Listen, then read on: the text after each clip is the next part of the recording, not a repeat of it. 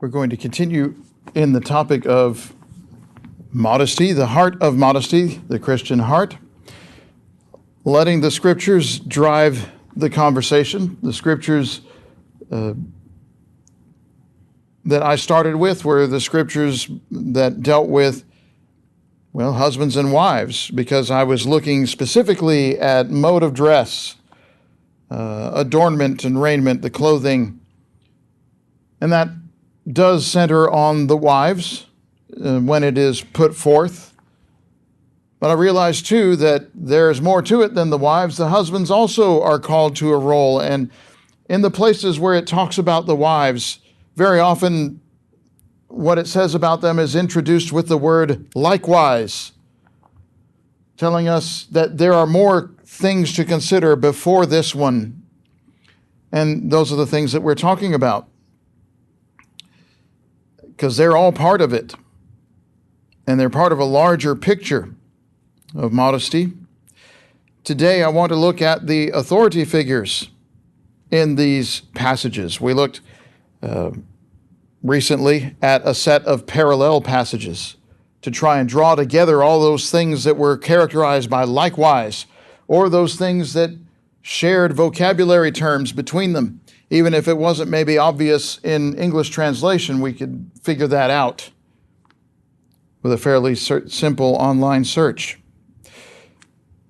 So I want to look at the authority figures that come out of those passages. And the first set of figures we will look at is husbands. We'll go to Colossians chapter 3 for our first parallel passage.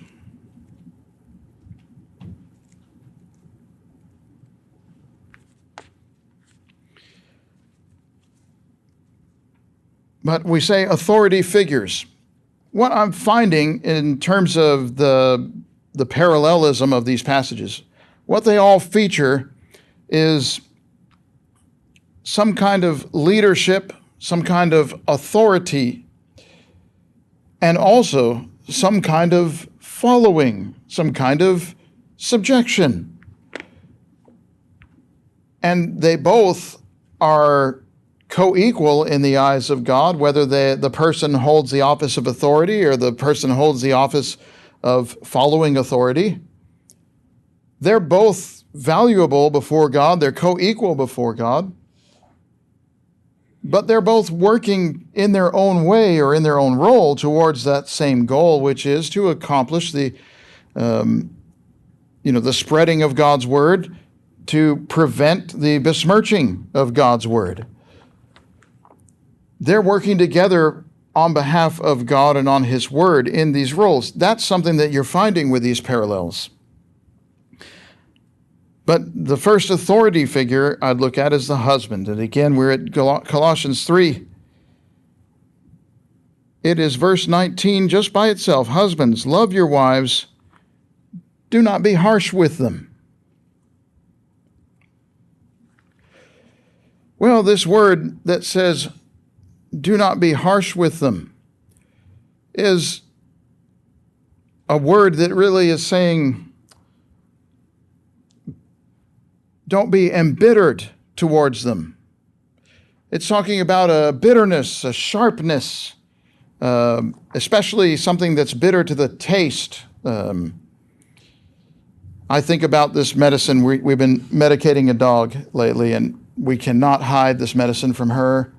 In cheese, in canned dog food, anything, you try to get it in there and she just shake it out. She hates it. It's so bitter. I think of that here, saying this bitterness. There's something here that grieves you, that irritates you. And it's also something that they talk about, in terms of style, as like harsh or rugged. So the husband is being instructed here, love the wife and don't be embittered towards her.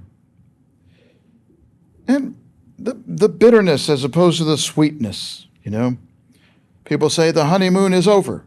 Well, that shouldn't happen. You need to love each other and you need to be sweet with one another, not bitter. And so there's this call to this authority figure. He does have authority, but his requirement from God is to love her, and that's agape love. That's the selfless love. More on that in a moment. But don't be embittered. And that's telling us that, the husband can maybe take some things too seriously, take his authority too seriously. His way with her is to be sweet. And, the opposite of the bitter, the sharp, the harsh. It shouldn't be like that. It should be gentle, kind, sweet. That's what he's saying. You love them, and you don't be bitter towards them, which people can do. People can be tempted to react in this way. And that's all it says in that particular passage about husbands. But if you look further down in Ephesians chapter 5, we have a commandment there for the husband. Husbands, love your wives, verse 25, as Christ loved the church and gave himself up for her. This is the same love that we read back there in Colossians 3, that selfless love. And here's where you can expand upon it. If you love the wife the way that Christ loves the church, well, that's pretty good. Because Christ loved the church so much that he gave himself over for her. Gave himself up for her, Ephesians 5:24. Really, this is the word for betray. He betrayed himself. He handed himself over for her sake. And it's true. He gave his own life that we might be saved. The husband has to love the wife first, the way that Christ loved the church and gave himself up. So the husband has to be willing to give his life for the wife. These are the things that are required in Scripture. So though he has some authority, some measure of authority in that relationship, yet his commandment from God is love them and do it the way that Christ loves the church. That's a pretty tall order, actually. It's a fairly strict requirement, if you think about it. Really constrains the kinds of behaviors that are acceptable before the Lord. If you think about how he treated us when he gave himself for us. And 28 and 29 says, in the same way that Christ presents the church to himself, so also husbands should love their wives as their own bodies. He who loves his wife loves himself. For no one ever hated his own flesh, but nourishes and cherishes it, just as Christ nourishes and cherishes the church. So we get more details about what he is to do. The husband should love the wife as his own body. This tells you that there's no place for abuse or kind of any kind of containment or restriction or anything that her body is equivalent to your body. She's as free as you are. She is to be treated as well as you are. And he who loves his wife loves himself, for no one ever hated his own flesh. He nourishes and cherishes it. Yeah, people make sure that they eat. And if they are sick or injured, they make sure that they recover. And that's the way that the husband is to treat the wife. And it is the way that Christ treats his church, that's for sure. But we will say this, when he says, no one ever hated the flesh, but nourishes and cherishes it. This word for nourishing, first of all, and then we'll look at the word for cherishing. But the word for nourishing here is the word that is used of like animals feeding their young, which is not to make a diminutive of the wife. It's to say there's kind of this natural order of provision, nourishing, bringing to birth, rearing, or bringing up from infancy or childhood are typical meanings of this word. Clearly, the husband is not raising his wife from childhood, since a man leaves father and mother and is joined to a woman, and the two become one flesh. This is a fully grown person.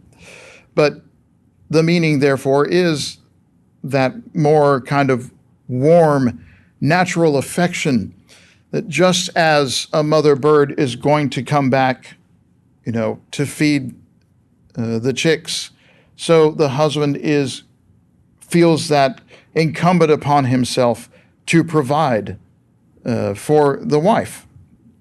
He is to be sure that she is cared for, that she has what she needs. And there are a few different places where you find these things. It's used of, Joseph keeping the world alive, really, in the time that he reigned Egypt.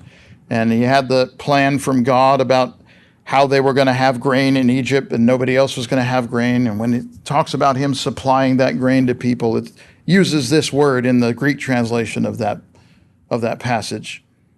So it's that provision, that nourishment, that, making sure that there's something there, that they are cared for, that they have what they need.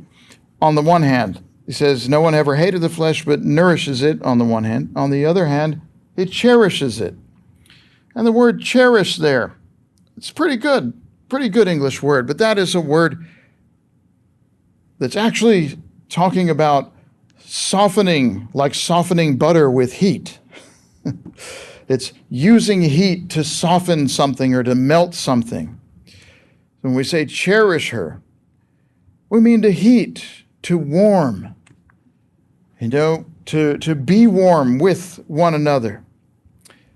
Sometimes they'll use it for more than warmth, to use it for, passion, which is okay. Husband and wife can have passion one for another. The Lord allows this and blesses this.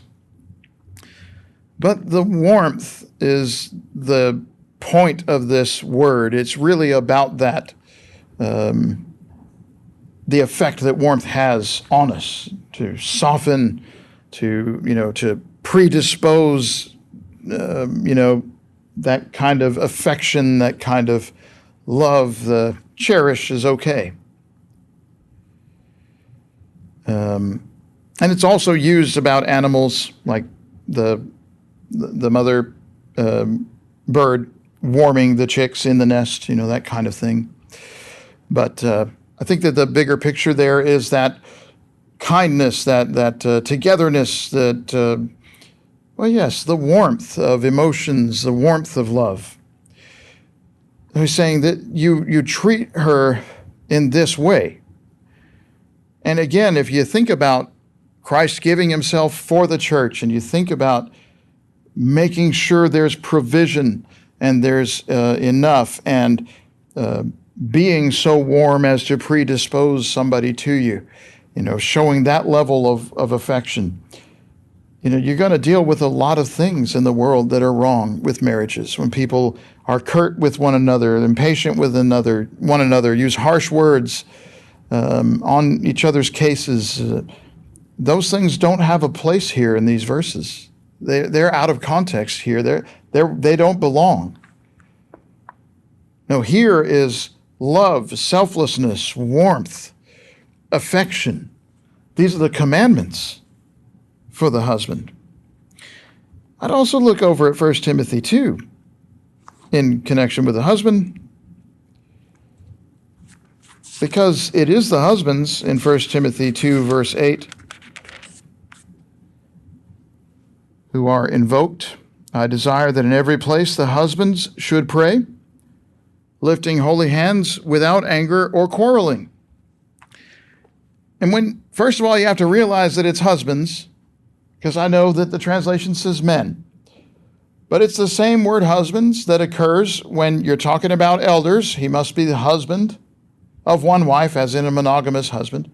It's also the same word that occurs in Acts chapter 6 when the apostles tell the multitude, choose out from among yourselves 7 husbands whom we can appoint to this matter. And they choose these deacons. It actually does say husbands there too. not just men, not just human beings of masculine gender. That's adult male, husband or soldier, but obviously husband in that context. So it is also here, 1 Timothy 2:8. I desire that in every place the husband should pray, lifting holy hands without anger or quarreling. And that's what gives you the light there at the end. This is a glowworm verse, isn't it? The light is in the tail. The fact that these are the husbands tells you why the second half of the verse is worded that way. He lifts hands not in anger, not to strike, not to raise his voice. Right? That's the point. His lifting hands without anger, without quarrel. These are holy hands, it says. Holy hands. They're sanctioned, they're acceptable by the law of God is really the meaning there. These are pious persons, these husbands. They're devout, they're religious, but they're also, pure, clean hands in the metaphorical sense, that they themselves are living right. But lifting hands is how they used to pray. We bow heads and fold hands together, but they used to raise their hands in the air to pray. So he's saying when this husband raises his hand, it's not so he can strike, it's so he can pray. And his hand is clean. He's been living right.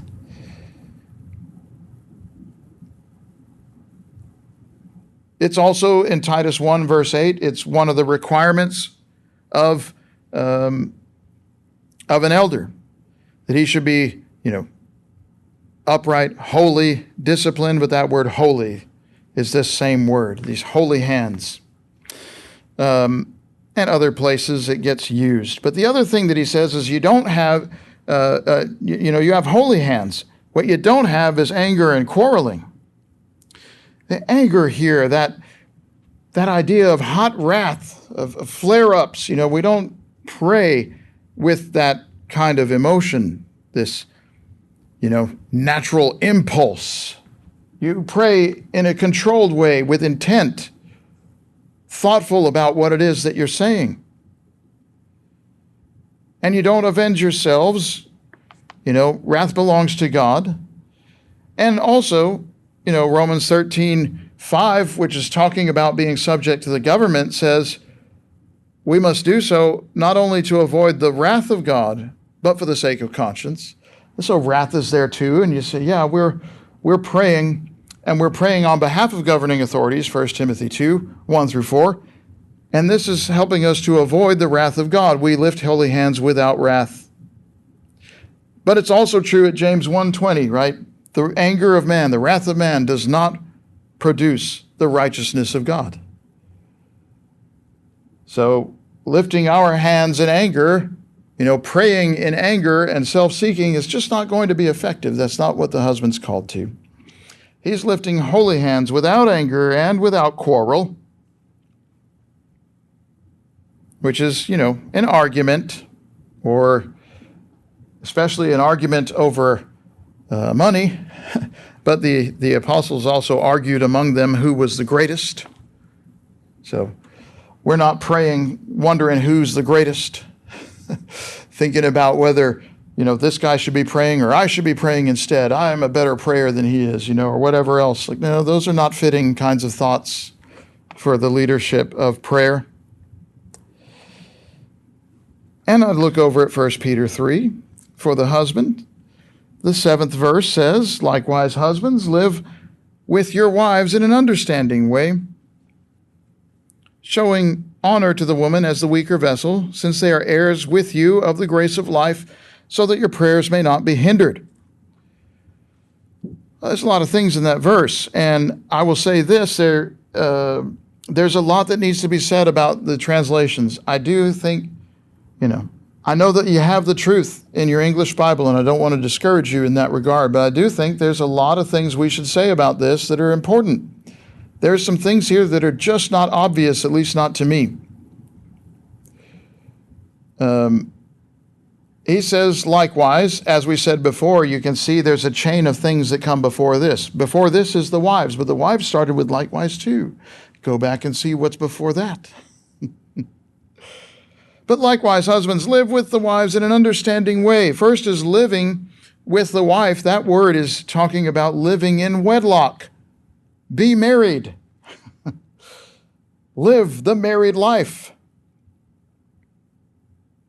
And this is the way that it's used, in the Greek translation of the Old Testament when they're talking about living with the woman in marriage. It's this word. He's saying, you be married. Be where you are. You are a husband. You are married. You live the married life. Live in wedlock with her. And it says in an understanding way. I don't really know why they say that. It says by knowledge or in accord with knowledge. But knowledge, of course, is as opposed to assumption. Knowledge, as in you don't just assume, you know. So what he's really getting at here, I guess that's an understanding way, as in you understand what this is about. But when you hear in an understanding way, at least when I do, I think that that's like what we read in 1 Timothy, in Ephesians 5, about that warmth and kindness. That's not the meaning here. What he's saying here is you have knowledge, not assumption. In other words, you consult her. You know what she thinks because you asked what she thinks and you listened when she told you. You acknowledge that she has a stake in this. Acknowledge her. And you share with her what you are doing and what you are thinking and why. That's, to me, the meaning of according to knowledge or an understanding way. It means establishing an understanding. And understanding does require share. It requires to, give and take. I have to say what it is that I intend and why I'm doing that, and we get that back from the other. To live with her, to be in wedlock, according to knowledge, is to live in a way that you're not making assumptions about what she thinks or what she feels or what she wants. You're asking. You know because you've talked with her. You talk all the time. You listen when she talks to you. You acknowledge that her view is important and valid and necessary to a decision. Right? That's the meaning, I think. And the next thing says showing honor to the woman. Actually, it says apportioning her honor or assigning the honor to her.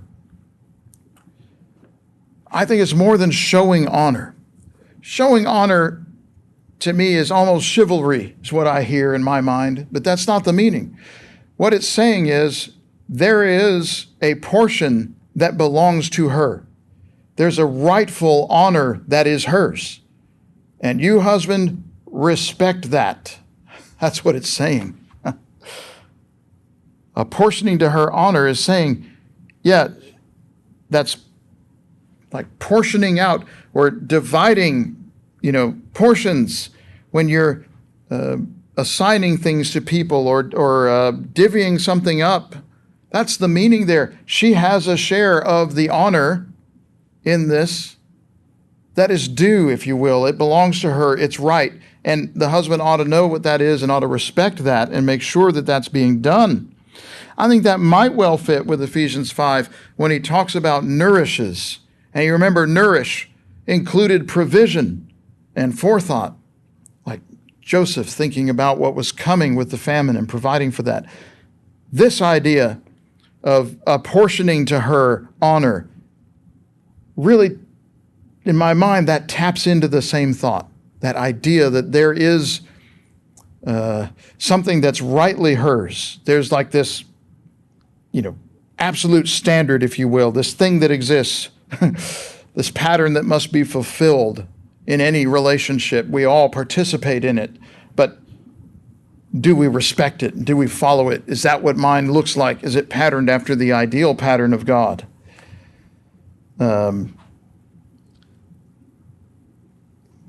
Maybe having a hard time getting that one across. Sorry. There may be a reason why the translation has a hard time getting this across too.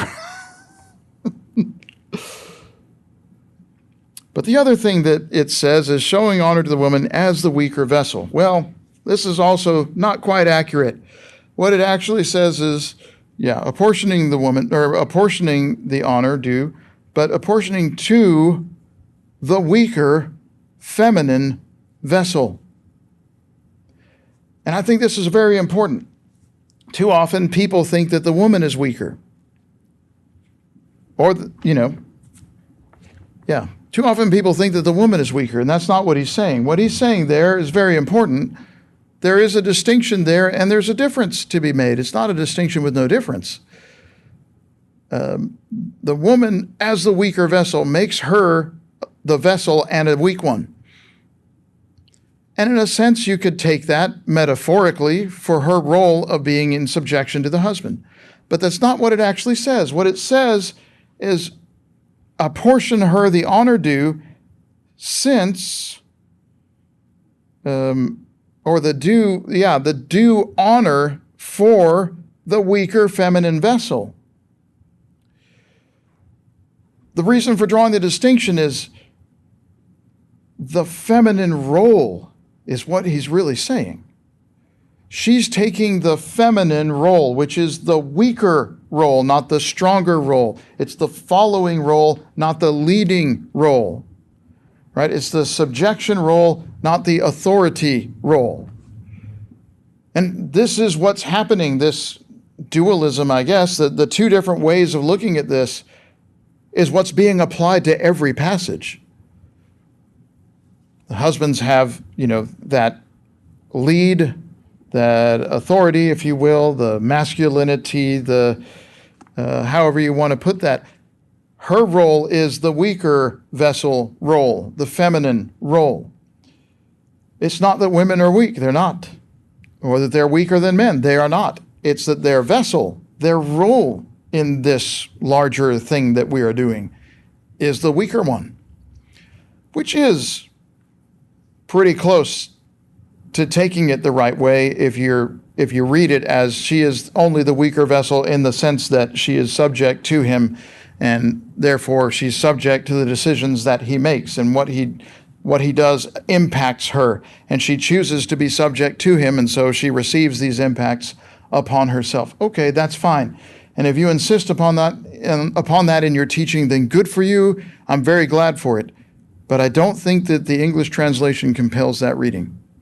So I'd like to say what's really underneath that is the weaker feminine vessel. It's clear the meaning of that is the role. Peter's talking about the role. And that's what's consistent across all of the relationships, parents and children, masters and servants, husbands and wives, and Christians and their governing authorities.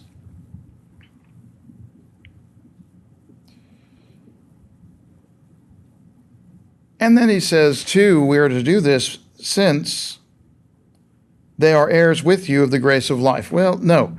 What it says is since y'all are co-heirs of the grace of life. They need to understand that they are a unit. Husband needs to understand you're a unit. When you say they're heirs with you, that sounds like, she's just as good. No, that's not what he's saying. He's saying y'all are a unit. You're co-heirs. And I think this is very important. I realize that it's maybe too esoteric, but I'm telling you, I think it's very important, actually. In Genesis 3, when Satan speaks to Mother Eve, and he says, did the Lord really say, or did God really say, you will surely die? Did you know that actually is, did God really say, y'all will surely die? That's what it actually says. Y'all will surely die. The devil spoke to her as, appealing to her, and it's very strong. The women, I think, get the significance of that immediately. The woman, especially, I think, in our society, feels responsible for the family unit and the family cohesion and what happens to the children and the next generation. I think the woman takes more of that on herself in our society. And when Satan says this to her, he's attacking that. He's leveraging that against her. So when the Holy Spirit comes along through Peter and speaks to the husband in the reverse, he says, because y'all are co-heirs of the grace of life. Right? The devil wanted them to eat the tree of the knowledge of good and evil, but God wants us to eat the tree of life. And we do that together. We're a unit. So that needs to be said too. The husband has to see it that way, that we are together. There's no daylight between us. It's us against the world. So I will make those notes on the translation, and I don't mean to cast doubt upon it, but I think sometimes it helps to narrow these things down in translation so that we know what we're dealing with. All right, let me think about this.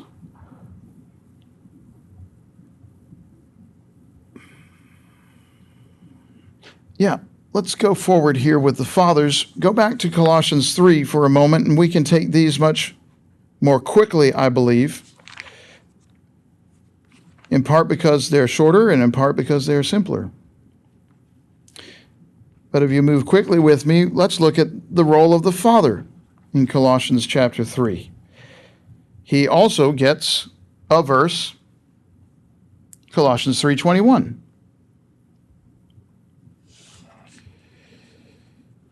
Fathers, do not provoke your children lest they become discouraged. Well, that seems too easy. No, let's read it.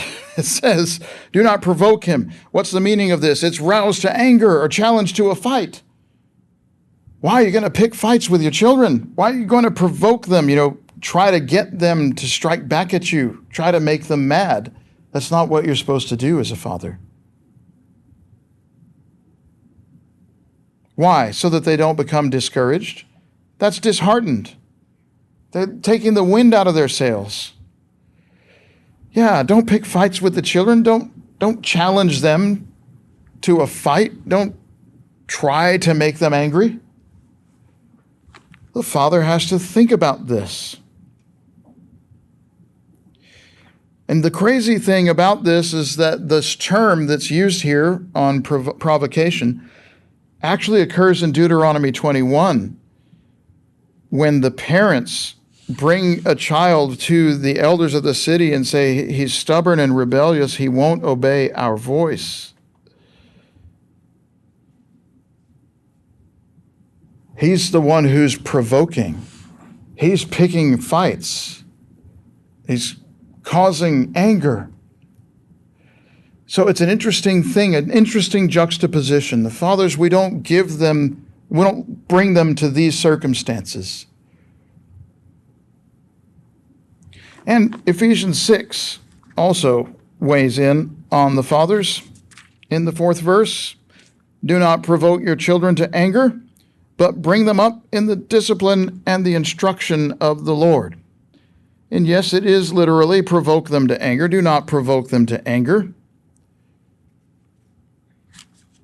And I just think of one place where this occurs, in Deuteronomy 4, when somewhere around verse 25. But in Deuteronomy 4, when the Lord is talking to the people about the fact that you're going to have generations here. He's saying when you father children and children's children, and you are grown old in the land, you've got to think about the example that you are setting, the religion that you are practicing, the things that you're letting happen, and the instruction that you're providing for those generations. This is the idea. We don't provoke them to the anger. We bring them up in the discipline of the Lord and in the instruction of the Lord. The discipline there is like children receiving discipline, and that's very much like Deuteronomy saying the Lord allowed you to hunger because he was disciplining you as sons. And yes, the admonition or the instruction of the Lord is bringing something to mind, calling people into account. I think of the other place where they speak of the child. It says, it was never said to him, what are you doing? That's not the instruction of the Lord. That's the opposite. Instruction of the Lord is, what are you doing? Wake up. Get this in mind, you know? So fathers, if you think about it, it's very similar. The husband is to provide for the wife, to nourish the wife, if you will. In Ephesians 6:4, bring them up in discipline and instruction, but bring them up, that's the same exact word as Ephesians 5, nourish. Nourish and cherish, but nourish, it's the same exact word. The husband is to nourish the wife, and he is to, if you will, nourish the children with discipline and instruction. Not the wife, the children with discipline and instruction. So there's definitely a parallel here. And there's a lot in common when you think of this. Fathers, do not provoke the children. Don't pick fights with them, lest they become disheartened. You take the wind out of their sails. You see a parallel there, that the husband loves the wife, that he apportions to her appropriate honor, respect. She has a voice, she's heard, she's validated. Because if not, well, she'll be disheartened, taking the wind out of her sails. You see the parallel there. They're very much the same, actually. There's a reason these things occur right next to each other. And also, masters. Right here in Ephesians in chapter 6, you've got, for example, the 9th verse that talks about this. Masters, do the same to them, so there's another likewise, and stop your threatening, knowing that he who is both their master and yours is in heaven, and there is no partiality with him. Masters are told, give up threatening. Let it go. You don't need this.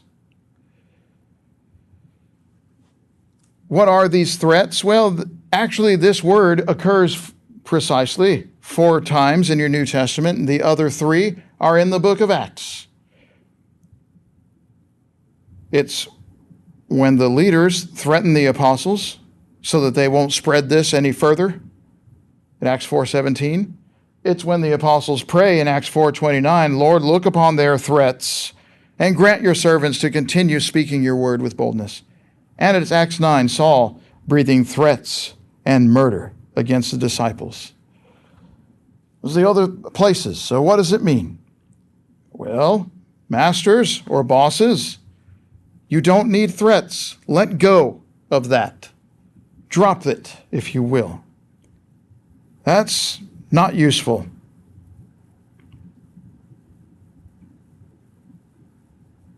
Give that up. Let go of that.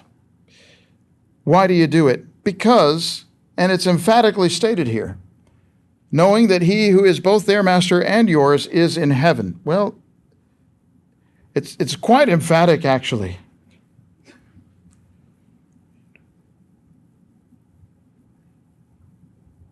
In the original language, they changed the word order so that he says, knowing that of you, and interrupting the sentence, of them, the Lord is in heaven. He throws it right in there to get in their face and say, you think you're a master? I'm going to tell you who is a master, and he's a master for you and them both. It's really what's happening here. It's quite emphatic what he's done in this word order. Not just yours, but theirs. They report to him too. You better think about how you treat another person's servant. Any manager will tell you this, You send somebody to work with another team or another manager and they treat them badly, you and that manager have some words, don't you? Yeah, we have something to talk about here. I think we're not in alignment. But the masters are to stop the threatening. You don't need it. You have the same master in heaven. So the incentive is what is right. And with him there is no partiality, which is to say, you better be judging right. You better be using fairness.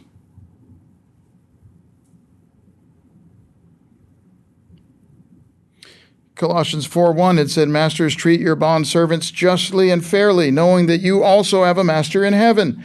Here he talks about treating them justly and fairly. What it means by this, treating them, is that you, for your part, as much as relies on you as the manager, you provide for just and fair, which is equality, that all of your employees are valuable and all of your employees are to be treated in the same way, by the same rules and the same expectations, right? Because you have a master in heaven, you have a boss in heaven, and you would like also to be treated justly and fairly. So it's very similar to Ephesians 6:9, although Ephesians 6:9 is rather emphatic. To be fair, he just mentioned threatening. So those managers really need to come down. They really need to take it down a few notches. But in Colossians 4, that's masters, treat them justly and fairly for your part. And it's true. You're not in control of everything when you're the boss. Sometimes the employees don't recognize that. We'll talk about employees next. But you're not in control of everything. You don't get to make all the decisions and call all the shots. Things come down from above, and you don't get a lot of choice about it. I remember when I was a manager, sometimes I would do that. I'd be like, look, I have some things for us to talk about, and I have some things that we don't need to talk about. I just need one of you to do it. Can you? It's not up to me. I'm getting this from above, and I don't feel like fighting that. So who's willing to just do this and not give some lip about it? Okay, yeah, it's yours, right? That's what we would do. I would try to the best of my ability to soften this and to provide justice and fairness, right? But you have a master in heaven, and you have other masters that you report to. And all of this is to say, as for what is your part, what you can supply from yourself, do as much as you can for justice and equality for people who report to you. And you see that's an overlap with what we said with children who should not be provoked to fight, who should be brought up in the training of God. You see it's an overlap with the wife who is a co-heir with you, that y'all are co-heirs together. There's a lot of overlap between these when you get to thinking about these themes. And it's because they're describing roles. They're describing, two different roles, if you will, within the same sphere of we're trying to do what is right before God. We're trying to be subject to God in the way and do what he wants us to do so that the word goes forth, so that people are saved, so that the word is not besmirched by our living.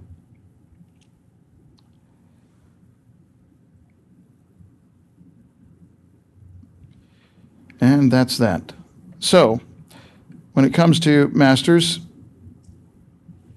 and servants, he said both their